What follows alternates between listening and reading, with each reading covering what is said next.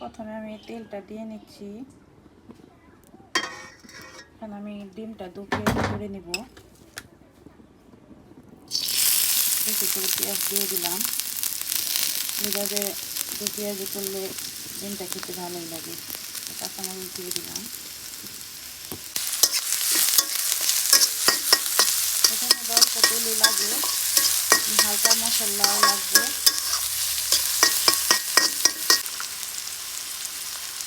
অল্প করে মরিচের গুঁড়া দিয়ে দিলাম আর হলুদের গুঁড়া, স্বাদ অনুযায়ী লবণ, একটু লবণ দিয়ে দিলেই হবে, বেশি লাগবে না। আর পানি দিব না, এইভাবে রান্না করব।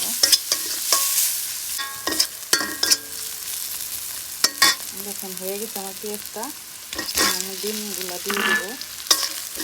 এইগুলো দিয়ে ভালো করে নাড়াচাড়া করে মশলাটা মিশিয়ে নামিয়ে নেব। পেঁয়াজটা একটু হালকা ভাজা ভাজা, বেশি না, একটু কাঁচা কাঁচা থাকলে এইভাবে ডিমটা খেতে খেতে অনেক মজা লাগে। আমার ডিমটা রেডি হয়ে গেছে। দেখেন, দু পেঁয়াজি ডিমের। এখন আমি উস্তা ভাজি করব। আমি কিন্তু অন্যভাবে উস্তা ভাজি করি। আগে আমি উস্তাটা দিয়ে নিই।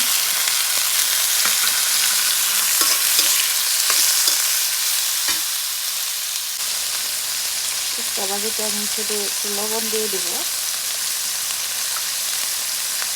আর হালকা করে একটু হলুদ আর উস্তে দেব না। আজকে চিংড়ি মাছ দিয়ে রান্না করলাম না। আমি পেঁয়াজ কাঁচামরিচ কিন্তু নামানোর আগে দিই।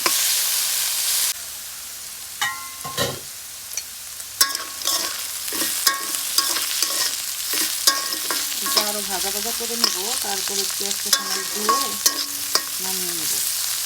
আমি আগেই পেঁয়াজ কাঁচামরিচ দিই না, এটার মধ্যে একটু হালকা কাঁচা কাঁচা পেঁয়াজটা থাকলে খাইতে মজা লাগে, সেটা লাগে না।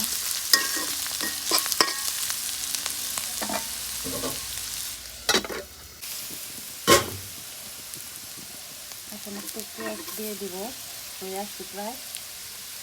বেশিগুলোই পেঁয়াজ দিয়ে দিই আমি। আর সামান্য 3-4টা কাঁচামরিচ কালি করে রাখা।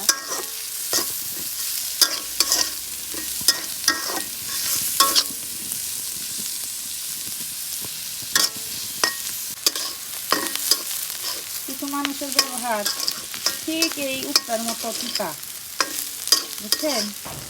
মানুষ বুঝে না, মনে করে তার মুখে শুধু মধু আর মধু, কিন্তু আমাদের যে বিষাক্ত লাগে সেটা তারা বোঝে না। দেখেন আমার উস্তা ভাজিটা হয়ে গেছে। দেখতে কেমন লাগতেছে বলবেন। এই ছিল আজকে আমার দুপুরের আয়োজন।